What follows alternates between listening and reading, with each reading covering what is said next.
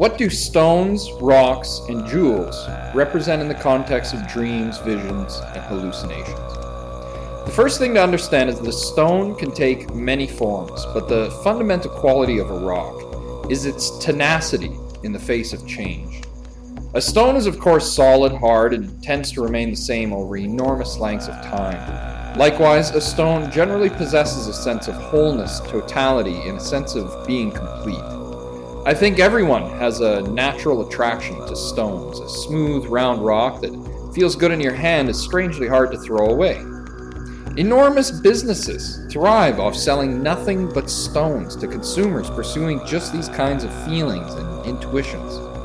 Shamans often employ stones in rituals and ascribe sacred qualities to unique rocks. Muslims all around the world face the Kaaba, which contains the segments of a stone which is revered as having fallen from heaven. European alchemists risked everything in the pursuit of the Philosopher's stone. Buddhism's highest levels of tantric teaching are described as the diamond way, and in India the deity Shiva is worshipped via lingam stones. So, what's the big deal with rocks? Stones are appealing because they function as a symbol of what Jung described as the self archetype. In Man and His Symbols, M.L. von Franz writes, "The self is symbolized with special frequency in the form of a stone, precious or otherwise. In many dreams, the nuclear center, the self, also appears as a crystal." So the stone is a symbol of what Jungian psychologists describe as the self archetype. The self archetype is the nuclear organizing center of the psyche. Dreams and visions are shaped by the self, and the self appears to possess a kind of autonomy over the entirety of the unconscious psyche. The self is the Jungian counterpart to the Christian concept of God or the Buddhist concept of Buddha nature. It is the innermost reality of the mind, similar in many ways to the Hindu notion of the Atman. The presence of the self appears in many mythic forms, but the stone is a symbol of special frequency.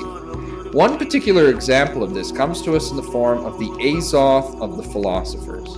The image was intended as a tool for meditation, designed to communicate arcane knowledge concerning the Philosopher's Stone. Alchemists would muse over this collection of symbols, hoping to garner from it knowledge of the stone, which could grant its possessor wealth and immortality.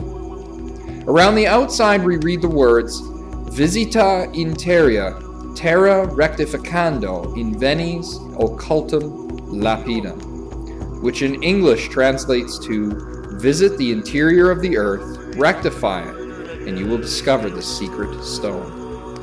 Alchemists would spend enormous lengths of time praying and meditating, seeking the path to the Philosopher's Stone. They consulted dreams as meaningful sources of information and insight. So here the words are to be understood as, enter the unconscious psyche, here symbolically rendered as the interior of the earth, rectify the relationship of consciousness with the unconscious, and you will discover the organizing center and nucleus of the psyche. The Philosopher's Stone was likely not a real rock, but rather it was a metaphor for the experience of the self archetype. So the stone represents the immortal, everlasting nucleus of the unconscious, God within the soul. Diamond Way Buddhism describes the mind as being like a diamond, perfect in symmetry and brilliance. Around this diamond is a collection of mud, dirt, or schmutz, as my Buddhist teacher once liked to put it. These schmutz are our disturbing feelings, specifically greed, hatred, and ignorance. When these pollutions are washed away, we can then rest in the immortal, blissful nature of mind, which is referred to as Buddha nature in Tibet. So the stone therefore represents the cornerstone of our collective psyche, the immortality of our awareness, and the organizing nucleus of dreams.